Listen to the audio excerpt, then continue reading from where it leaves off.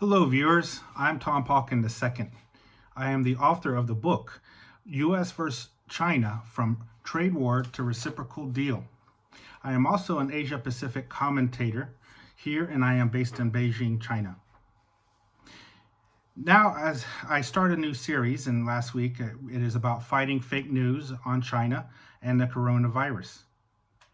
Last week, I talked a little bit about how there are some claims in regards to a supposed biowarfare lab leak in Wuhan. And this week, I am addressing an issue that I had seen on the Guardian newspaper website. It was written by Verna Yu, dated February 8th this year. And supposedly, she claims that if China had valued free speech, they would never have the coronavirus crisis. Interesting.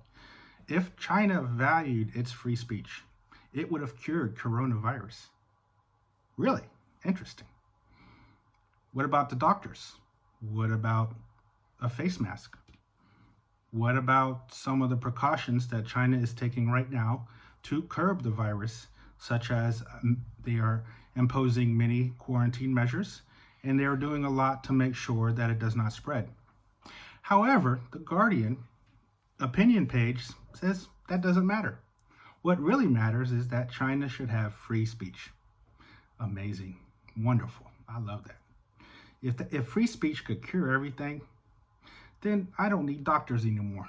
I don't need to go to the hospital.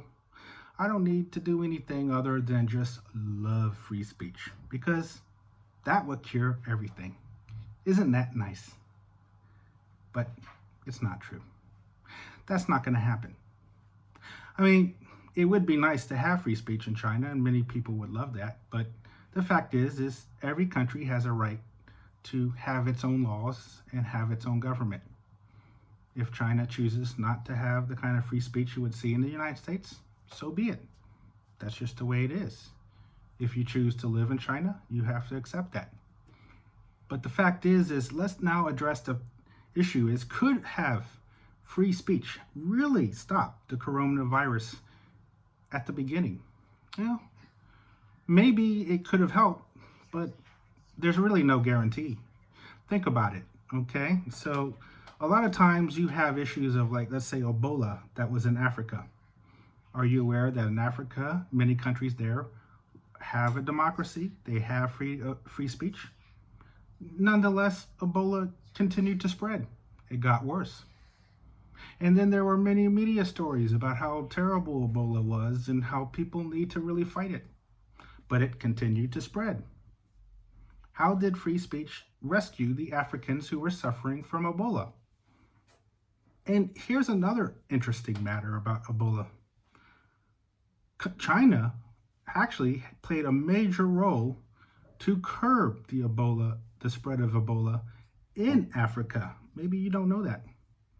But the fact is China and Beijing had spent a lot of money, millions and millions of dollars, on medical missions, and they have even sent many people from China who were doctors, nurses, and public health officials to go to Africa to set up quarantines and then also to treat many of the Ebola patients. Now, what actually cured, or at least helped to curb, the spread of Ebola virus in Africa? Was it free speech? Or was it the Chinese medical officials who went there to actually treat the patients and do something about it? Okay, I'll let you think about what the right answer is. But if you ask me, I think it's what the Chinese have done in Africa to curb it, not free speech. I mean, as I said, it's good to have free speech, but it's not going to cure you from a health problem. You have to go to a doctor. If you don't go to a doctor, you're in a lot of trouble. Okay, and let's say, for example, this coronavirus. Now, if free speech and democracy in, say, democratic countries are able to stop this, they would have. But guess what? It's not happening. The coronavirus is actually spreading. We can also call it COVID-19. whichever way you like to say it. I like to say coronavirus. I've gotten used to seeing it. Whatever. But the coronavirus has spread to Japan, to South Korea, to Italy, to the United States, and to a number of other countries. Okay, these are all democratic countries. They love their free speech. They love their democracy. But people are still getting it. And not only that, it's continuing to spread. For example, Japan. They had a cruise ship. And there were about over 3,700 passengers. I believe it was called the Princess Cruise. Over 3,700 passengers. And they actually accepted people from Wuhan on the ship while knowing that there was a coronavirus spreading. Do you think that was a smart move? I don't think so. The fact is the cruise ship was not being very smart. And not only that, I decided to do some research. Why was it spreading so much? Turns out that of the 3,700 passengers and crew members, over 600 people were actually infected. Wow.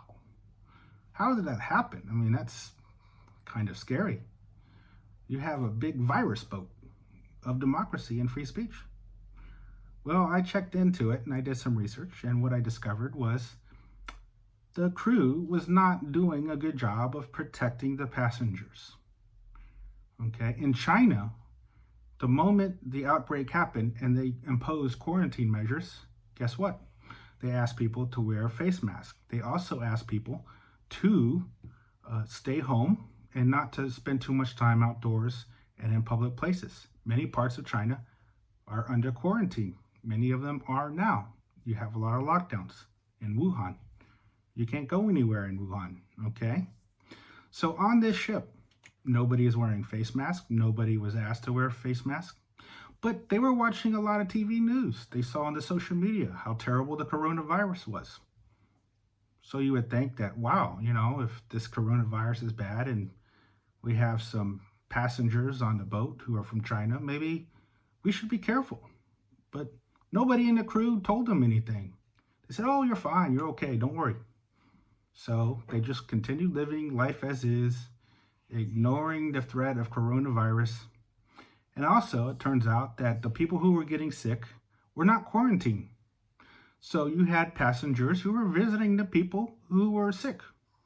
Oh, you know, of course, if people get sick, you worry about them and maybe you might drop by. But if you have a contagious illness that is very dangerous, if a doctor tells you don't go meet them, you're not going to.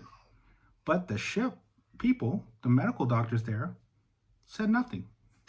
They never gave them warning. They never said anything. So the fact is you had a very dangerous situation, yet people there still had their free speech and democracy. It did not save them. So now it finally docked in the Yokohama port in Japan, and many foreigners who were on the ship are now being evacuated and they're sent back to their homes. But the fact is also you have to realize that when you have the virus, it sometimes takes 2 weeks for you to test positive or you to start to have symptoms.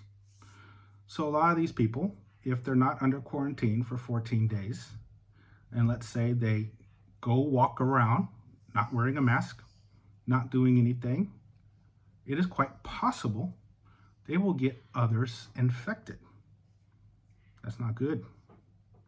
And it's something similar to also what happened in South Korea. Let's talk about free speech in South Korea and how right now the virus is really spreading.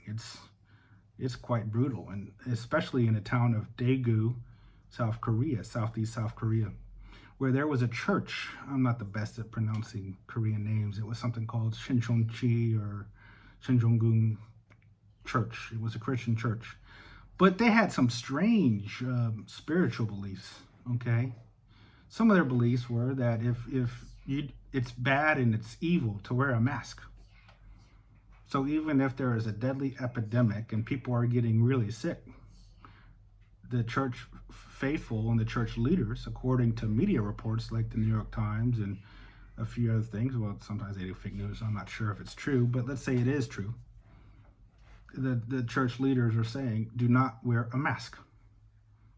And now you have somebody who was sick showing up at the church, not wearing a mask because the church leaders were telling them not to wear a mask. So you're creating what is known as a super spreader. And that's what happened at this church. And now Daegu is in a lot of trouble. We have now over 1,000 people infected by the virus because the freedom of religion said if you wear a mask, you're being evil. Then this is sort of what happened. So the reality is this is a little scary and it's unfortunate. And we have a scenario where it could be very bad situation in South Korea.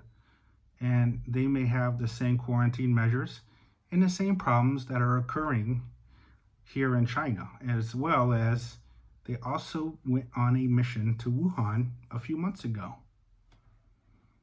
So some of the people there could have been infected from their mission to Wuhan.